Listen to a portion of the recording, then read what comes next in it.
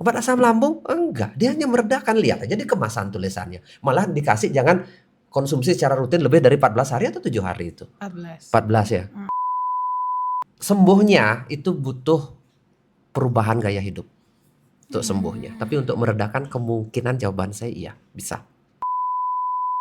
Yang bertanggung jawab terhadap kesehatan kita sendiri adalah diri kita sendiri.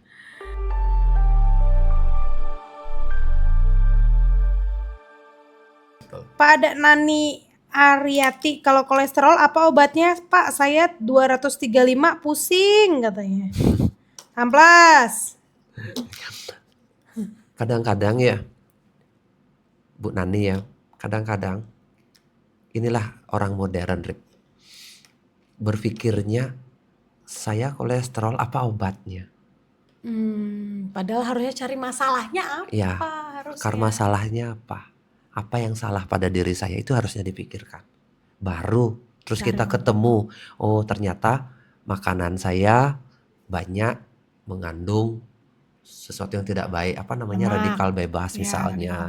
Oh, saya butuh tambahan antioksidan. Antioksidan ada di mana? Ada di buah-buah, dan salah satunya baru kita ketemu. Oh, antioksidan tinggi di mana? Ada di samples salah satunya. Kecemasan salah satu penyebabnya, banyak stres misalnya siklusnya, kita kasih minyak faras digosokkan seluruh tubuh dan sebagainya. Kita butuh relaksasi.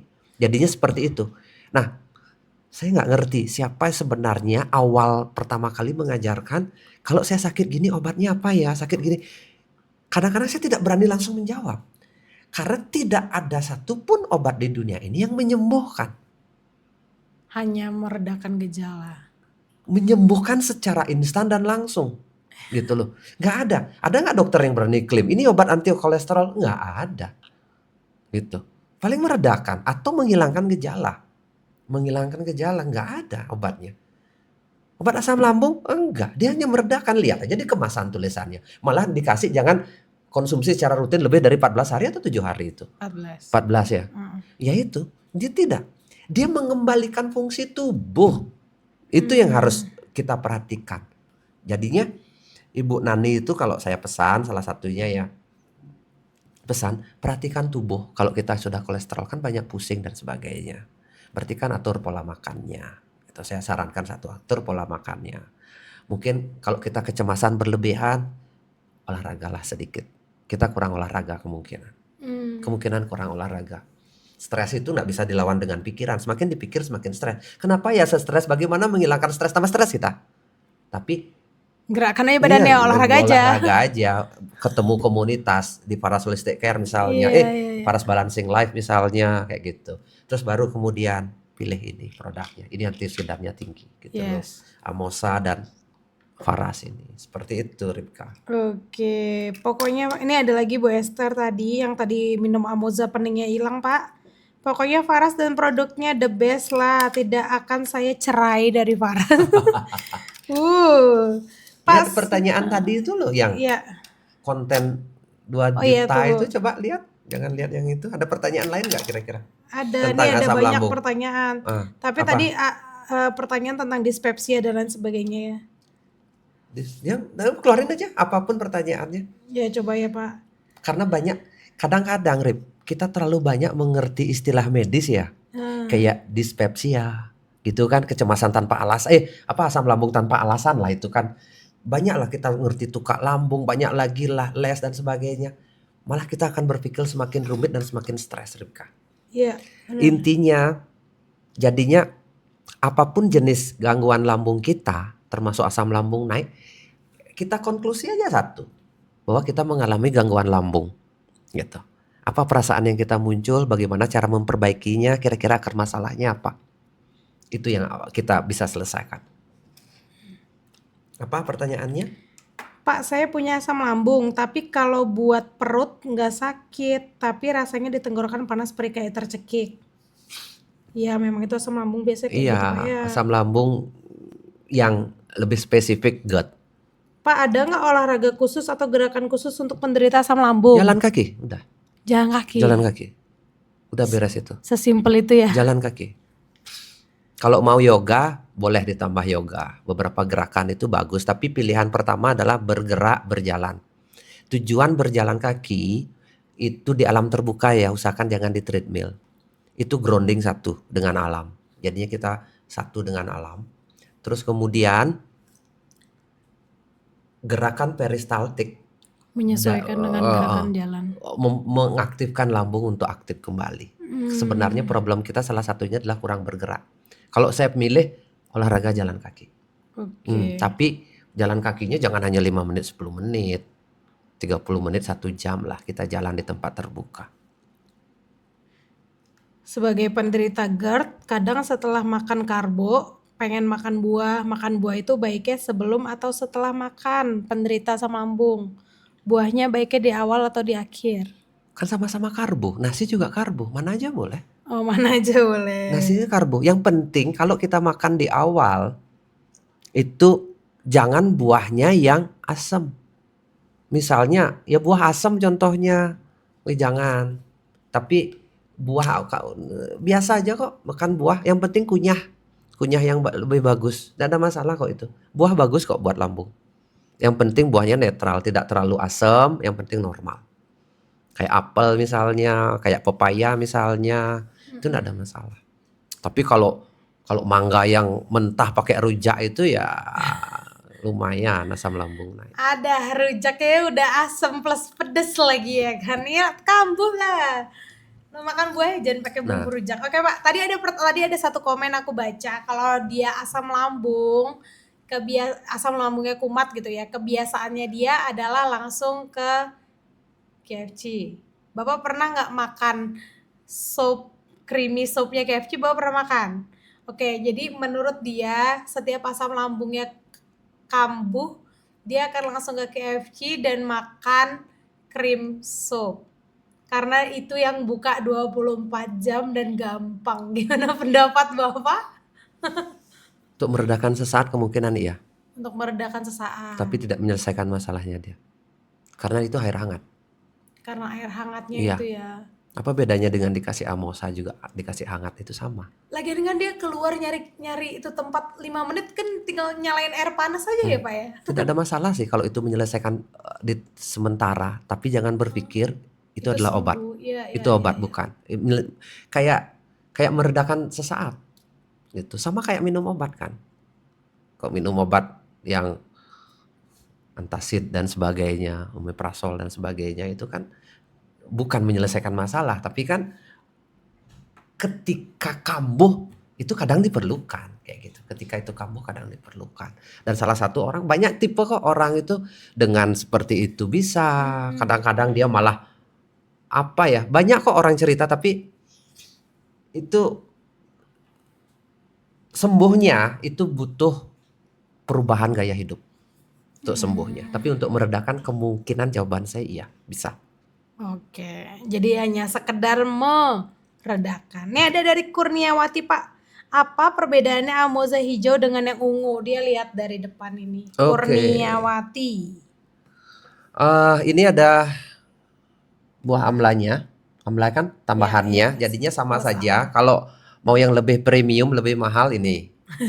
Tuh, lebih premium, merasa punya uang lebih silahkan itu. Intinya sama, tapi tambahannya ada amla sedikit. Karena amla itu buah yang punya 5 cita rasa. Dan sangat bagus untuk pencernaan. Termasuk untuk BAB juga. Kayak gitu. Jadinya, boleh gak kita klaim gini Pak? Kalau yang hijau kan khusus untuk masalah lambung. Ini lambung plus pencernaan, bantu usus peristaltik juga kan? Boleh. Tidak ada masalah. Tapi klaim kita untuk BPOM ya untuk lambung aja dua-duanya. Oke. Gitu. Mantap, aku pernah minum amoza yang hijau, keranjang kuning, asam lambung itu lemes. Asam lambung itu lemes Pak Nggi? Maksudnya apa? Mungkin salah satu gejalanya tuh lemes gak sih? Tugas saya bukan seorang dokter. Saya tidak berani mendiagnosa. Jadinya mendiagnosa. Nah kalau Anda sudah pasti asam lambung, ayo kita diskusi kayak gitu. Tapi kalau lemes itu banyak, kurang makan, kurang energi, banyak hal lah penyebabnya ya kan. Itu kalau asam lambung ya belum tentu, tapi bisa saja. Pak ini ada Mamita Pak. Mamita, Pak mau tanya apa benar orang yang punya asam lambung itu sumber dari berbagai penyakit? Ada peluang? Dia jaga lambung aja nggak bisa, gimana jaga organ yang lain? Ada peluang, sangat peluangnya besar. Karena contoh, makanan yang buruk, lambung kita bermasalah, ya kan? Kita banyak penyedap, perasa, pengawet, terus kemudian makan tidak teratur, kecemasan tinggi. Itu sindrom metabolik semua, polanya. Makan berlebihan, itu kan penyebab asam lambung. Ayo coba, orang asam lambung kan rata-rata, mohon maaf ya, agak kegemukan kadang-kadang. Atau terlalu kurus kadang-kadang. Berarti kan, Terlalu intinya iya ya, terlalu terlalu kurus gemuk. atau terlalu Ya, gemuk. orang GERD itu kecenderungan gemuk. Karena dia kan lemak di otot ketekan di atas. Jadinya asam lambung itu kecenderungan sebenarnya pola hidup dia bermasalah. Suka begadang dan sebagainya kan. Tidur nggak teratur.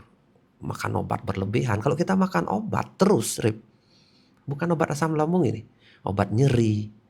Obat, ya nyeri NSAID itu berbagai jenis obat nyeri. Obat-obat sakit kepala. Asam lambungnya kita parah itu. Ada kan kasus kejadian orang minum produk sejenis obat anti nyeri itu, Rip, lambungnya bocor. Gak logik. Zaman sekarang ada loh orang lambungnya bisa bocor. Logikanya nggak ada.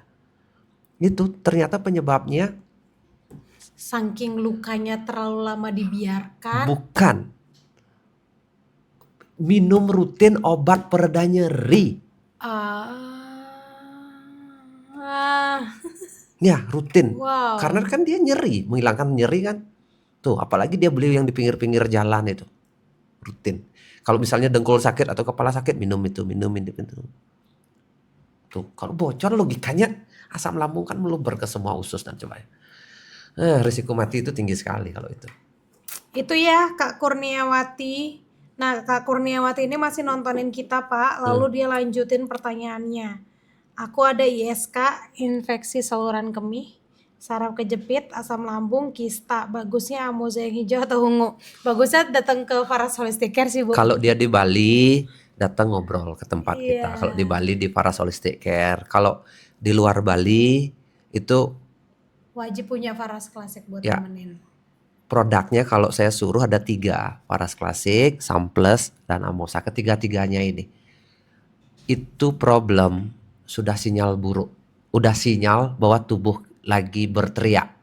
Lagi komplain. Komplain. Dia mengalami beban yang sangat berat. Perlu diperbaiki semuanya. Jangan lihat itu kasus yang berbeda. Asam lambung, apalagi tadi itu Asam lambung, kista, saraf kejepit, saraf ISK. kejepit, ISK. Itu sebuah kesatuan pola hidup yang buruk bagi saya. Di Kalimantan Timur dibales, Pak. Inbox aja nanti lah. Iya. Inbox. Kalau enggak, ini apa namanya, pola hidupnya diperbaiki. Itu pesan saya karena jauh kan. Pola hidup tolong diperbaiki. Minum herbal. Apakah wajib ke dokter, itu keputusan. Tuh, tetap pilihannya silahkan, konsultasinya lebih detail mungkin ke dokter. Tapi kalau sudah sering konsultasi ke dokter, bingung juga, kalau mau cara herbal, itu kita ngobrol. Sampai bukan hanya herbal, holistik juga. Jadinya makanan apa boleh dan tidak boleh, ayo kita ngobrol. Iya, ini sama banget kasus yang dialami sama yang tadi aku ceritain namanya Bu Ayu. Jadi karena dia 23 tahun ketergantungan sama si obat OL itu tadi, terus abis itu dia untuk memutuskan akhirnya pindah ke herbal ke Amoza tuh dia butuh 2 minggu, Pak, dari acara temu rasa yang di hotel. Ya. Ya kan, dari temu rasa di hotel itu dia butuh waktu 2 minggu. Aku tanya, kok lama, Bu, gitu kan. Ya aku bener-bener harus yakin dulu untuk membuat keputusan meninggalkan obat kimia itu. Bukan hal yang gampang meninggalkan obat kimia. Karena saya pernah ada di titik itu kan waktu kecil kan. Bukan hal yang gampang. Karena pikiran kita sudah dicekokin. Hal sederhana, Rika. Saya ngasih tahu. Kalau demam, paracetamol, refleks itu. Kalau tidak minum paracetamol, terasa ada yang kurang. Gitu. Kalau kita batuk pasti minum ya kayak obat-obatan lah, apa namanya gitu kan. Kebiasaan kita, Rika. Kalau tidak minum obat berarti sakit kita akan tetap gitu cara berpikirnya. Nah, ketika kita sudah divonis seumur hidup atau minum obat rutin, kita takut untuk menghentikan. Sebuah logika sederhana. Diabetes. Ya, apa bahasa Indonesianya diabetes? Gula Sakit manis. gula, sakit Ya, gula, sakit kencing gula. manis lah. Penyebabnya kan udah jelas, Gula. gula. Kenapa bisa menjadi ketergantungan seumur hidup suntik insulin? Bingung kan kita? Tidak menyelesaikan akar kan itu, makanya dibikin. Kalau kita mau menyelesaikan akar masalahnya, seharusnya sembuh nggak? Kan sembuh. Berani kan? Setelah kita merubah pola hidup, mengatur jadwal makan, mengatur gula, misalnya, atau bila perlu menghentikan gula untuk sesaat 7 hari pertama, misalnya kita menghentikan gula, detok gula tubuh kita. Sumber energi kan bukan hanya gula atau karbo. Sumber energi kan kita dari lemak, dari protein. Kan tidak melibatkan insulin itu. Ya. Tidak melibatkan insulin. Kalau itu sudah, terus lama-lama kita pola hidupnya baik, kenapa harus seumur hidup suntik insulin? Itu kan tidak hanya menghilangkan gejala, bukan melihat dari akar masalah. Jadinya kadang-kadang sudah terbiasa dicekokin, oh diabetes ya, berarti kamu minum obat ya seumur hidup. Kadang-kadang obrolan-obrolan pinggir jalan seperti itu tuh mengganggu banget bagi saya. Karena mereka tidak bicara tentang akar masalah. Kasihan kadang-kadang. 1% sih Pak dokter atau tenaga kesehatan yang akan menjelaskan seperti ini kan Pak. Maksudnya kan mereka juga sebagai sebuah pekerjaan, oh kamu diagnosanya gula, oh yaudah ini obatnya set. Bahkan tidak memberi ruang untuk bisa diskusi atau gimana cara memperbaiki gaya hidup segala macam ya kan. Jadi memang dunia ini sudah terlalu. Betul. Salahnya siapa? Kita juga nggak bisa menyalahkan dokter. Iya. Gini, kita sebagai manusia utuh seperti Ribka, seperti saya atau orang yang lain, berpikir bahwa kesehatan itu adalah tanggung jawab tenaga medis atau dokter. Betul atau salah? Saya jawab dengan sangat yakin salah. Yang bertanggung jawab terhadap kesehatan kita sendiri adalah diri kita sendiri. Iya. Tenaga medis, obat-obatan adalah alat bantu. Tapi kita sekarang menggantungkan hidup kita kepada mereka. Kita akhirnya tidak mencari tahu akar masalahnya. Mereka bukan teman diskusi. Ketika kita bertanggung jawab terhadap penyakit kita, tenaga medis, herbal seperti kita ini adalah partner untuk diskusi. Kalau merasa cocok, kita pilih dengan logika-logika yang masuk akal itu. Tapi enggak, kita percaya penuh 100% ini obat diminum kayak gitu. Akhirnya kita nggak tahu. Kita nggak tahu apa yang sedang terjadi dengan tubuh kita sendiri. Ayo coba, yang punya tubuh siapa? Saya. Terus sakit siapa? Saya. Terus kenapa digantungkan sama orang lain? Kenapa tidak tahu penyebabnya? Tuh. Karena saya tidak bertanggung jawab sama diri saya. Itu. Di situ pentingnya Ribka. Makanya di sini terus saya mengedukasi. Kita belajar. Sakit itu adalah sebuah pelajaran untuk bertumbuh. Jangan sampai kita sembuh tapi kita tidak tahu penyebabnya sembuh. Berarti itu sebenarnya tidak sembuh. Contoh pusing, minum obat, sembuh. Oh, kok bisa sembuh ya? Kenapa saya sembuh? Besok sembuh lagi. Kadang-kadang kesembuhan itu saya berani. Tidak semuanya. Bersifat palsu. Karena yang sembuh itu apa? Gejalanya. Yang sembuh gejalanya. Bukan akar masalahnya. Bukan gaya hidupnya. Kayak gitu. Jadinya kita nggak tahu akar masalahnya apa. Oke Pak, terakhir banyak netizen Bapak yang bertanya, Putu Eka Faras. Katanya belinya di mana? Karena mereka dari Kalimantan, dari mana? Ya Ribka yang jawab, saya nggak tahu. Ini akun kan dikelola oleh tim. Saya tugasnya hanya bicara tentang kesehatan. Jadi Bapak Ibu semua yang udah ngikutin dari awal, kita memang tujuannya edukasi ya. Jadi kita nggak ada keranjang kuning. Tapi silakan lihat di showcase-nya kita. Jadi buka akunnya Pak Putu Faras, Pak Putu.Faras ini. Nanti udah ada showcase-nya di sana. Juga kita ada website farasadanusantara.com. Di sana ada daftar agen, daftar distributor, juga resellernya Faras di seluruh Indonesia. Jadi cari yang terdekat bisa. Kalau misalnya masih ragu-ragu, langsung aja di showcase-nya Pak Putu bisa. Nah gitu ya, semuanya yang bertanya tentang beli di mana, kita tujuan live-nya pokoknya edukasi, bukan jualan gitu ya Pak. Setuju Pak? Setuju. Edukasi. Nanti kalau orang butuh ya cari-cari lah di mana aja ada Di produk mana aja kita. ada, oke. Nggak mesti beli di sini kan. Di mana saja Iya. kita boleh beli, cari produknya Amosa. Tapi sebenarnya saya pengen bukan orang membabi buta beli Amosa. Gitu. Jangan sampai kita membabi buta, oh ini obat dewa bisa menyembuhkan gitu. Bukan. Saya tidak pernah mengatakan Amosa menyembuhkan secara total. Tapi yang menyembuhkan asam lambung adalah dirimu sendiri. Amosa adalah membantu dengan kandungan herbal-herbalnya. Itu. Jadinya perbaiki gaya hidup, itu yang penting. Terus kalau ada gejala yang muncul cari tahu. Kadang-kadang saya sering ngajar. Saya tidak tahu apa penyebabnya saya kambuh asam lambung. Bingung dia. Berarti setiap makan dicatat, saya bilang, ya ini penyebabnya kambuh. Kadang-kadang pisang, nggak logis kan? Pisang, kadang-kadang penyebabnya pisang. Tubuh itu kadang-kadang responnya aneh, setiap orang berbeda responnya. Pemicu asam lambungnya tidak bisa, setiap orang berbeda, makanya saya penyebabnya gorengan, saya penyebabnya pedas, setiap penyebabnya. Intinya lambung kita lelah. Ingat satu ini, intinya lambung kita lelah. Siklus dia kacau.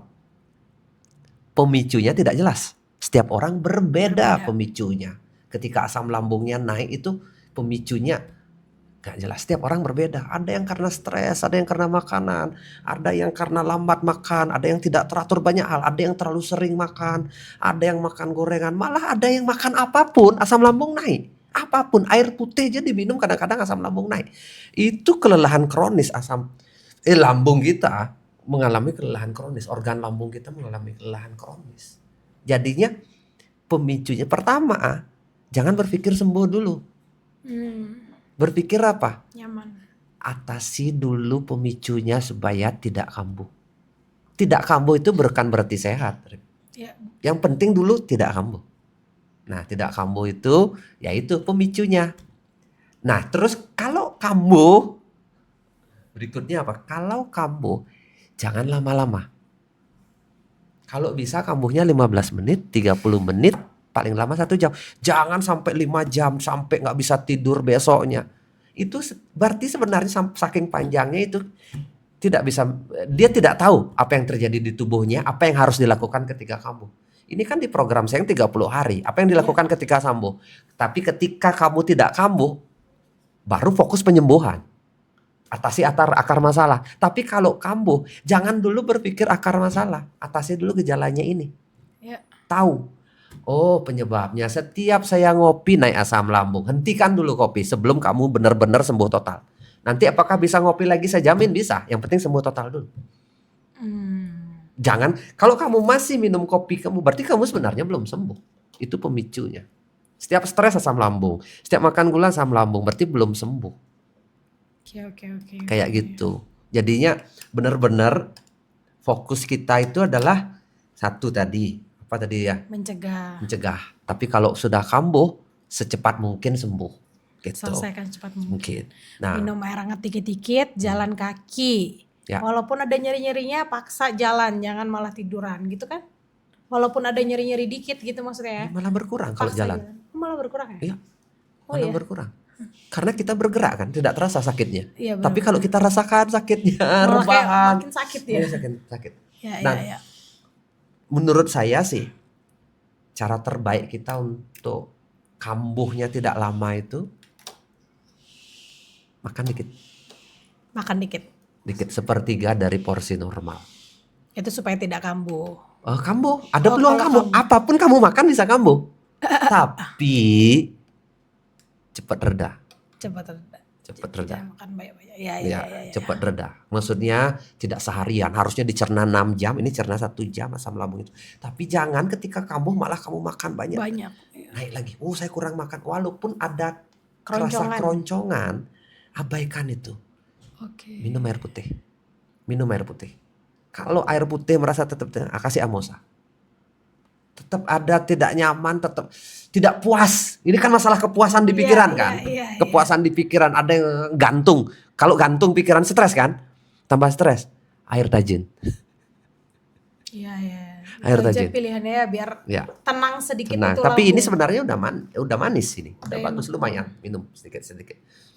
Seperti itu, Ripka. Oke, mantap Pak. Saya banyak dapat ilmu baru hari ini, terutama bagaimana mencegah dan secepat-cepatnya selesaikan masalah asam lambung itu ya kalau kambuh. Oke.